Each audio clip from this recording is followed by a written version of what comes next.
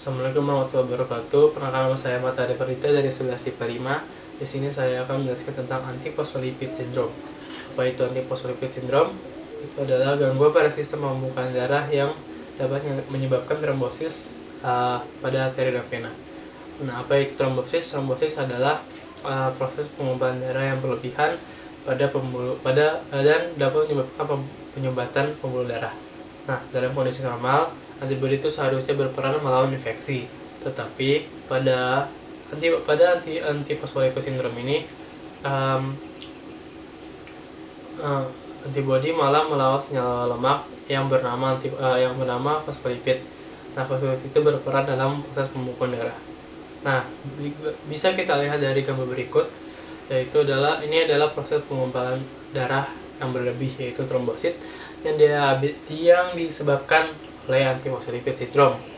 Nah, jadi antiphospholipid antibody ini mengikat glikoprotein, protombin, protein C dan S, dan aneksin V, dan itu akan menyebabkan gangguan pada kaskade koagulasi.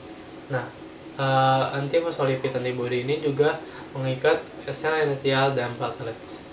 Nah, ini adalah gejala-gejala antiphospholipid system. Jadi gejala-gejala antiphospholipid system itu ada diantaranya ada kesemutan pada lengan dan tungkai, terus juga ada dia juga lemas dan kelelahan, dan juga sakit kepala berulang, juga gangguan pada penglihatan, ingatan, bicara, gerak, dan keseimbangan, dan juga dia mengalami mudah memar akibat trombosit yang rendah. Nah, resiko. Jadi resiko yang lebih orang yang memiliki resiko lebih tinggi terkena antiphospholipid adalah sebagai berikut, yaitu adalah wanita, terus dia juga mungkin mengalami penyakit atau imun lainnya, terus dia juga memiliki infeksi hepatitis C, HIV, dan sifilis. Nah, dia juga memiliki keluarga yang memiliki riwayat APS, atau dia mungkin hamil, merokok, kolesterol tinggi, dan dia menjalani terapi sulih estrogen atau mengonsumsi pil KB. Nah, akibat dari trombosis yang disebabkan oleh antiphospholipid ini adalah deep vein thrombosis. Nah, itu adalah trombosis pada vena bagian dalam. Nah, itu dan ada emboli paru. Emboli paru itu adalah jika pengumpulan darah itu memasuki pembuluh darah paru-paru. Nah, ada juga bisa mengakibatkan keguguran atau kegagalan kehamilan lainnya seperti prematur. Nah, juga bisa mengakibatkan serangan jantung dan infeksi. Nah, serangan jantung dan stroke.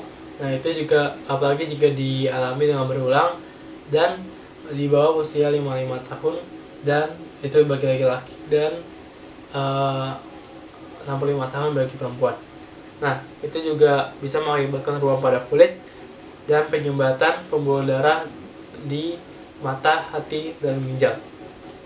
Nah, ini adalah salah satu contoh dari antiphospholipid syndrome.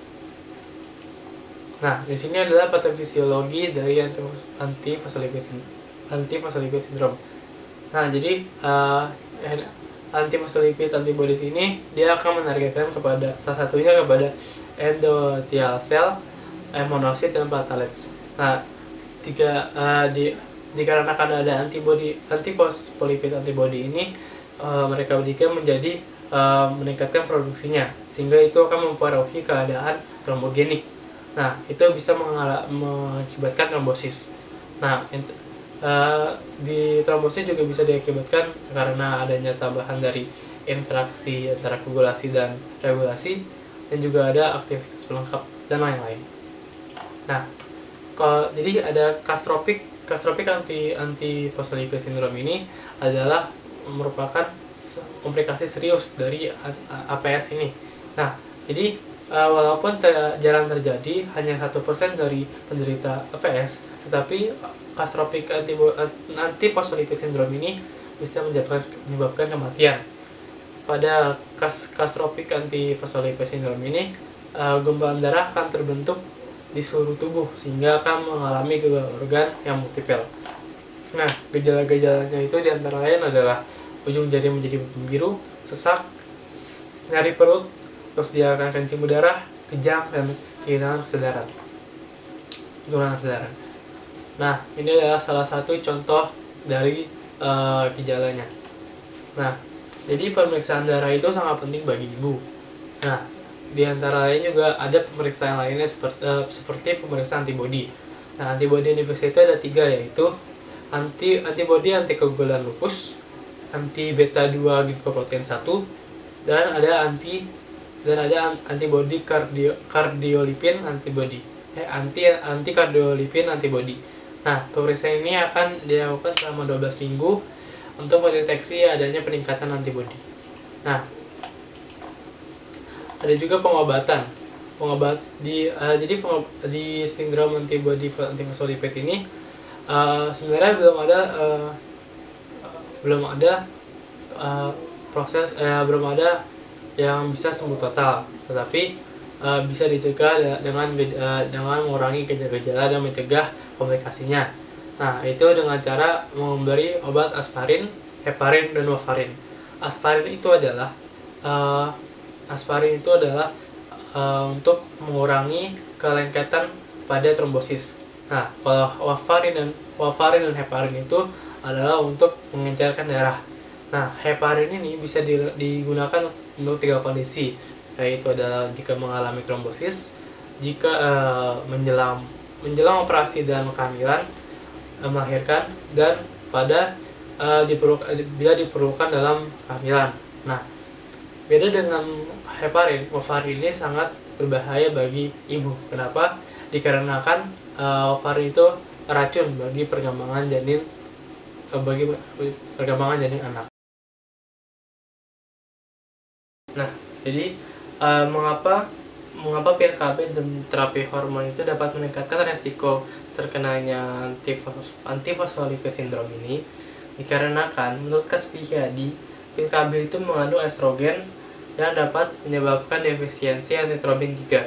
Nah, antitrobin 3 ini fungsinya adalah melindungi ovulasi yang berlebihan.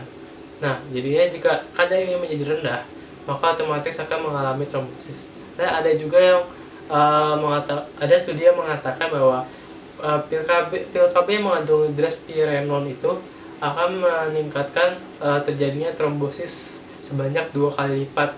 Ada juga yang mengatakan akan meningkatkan 3 kali lipat resiko terkenanya trombosis ini.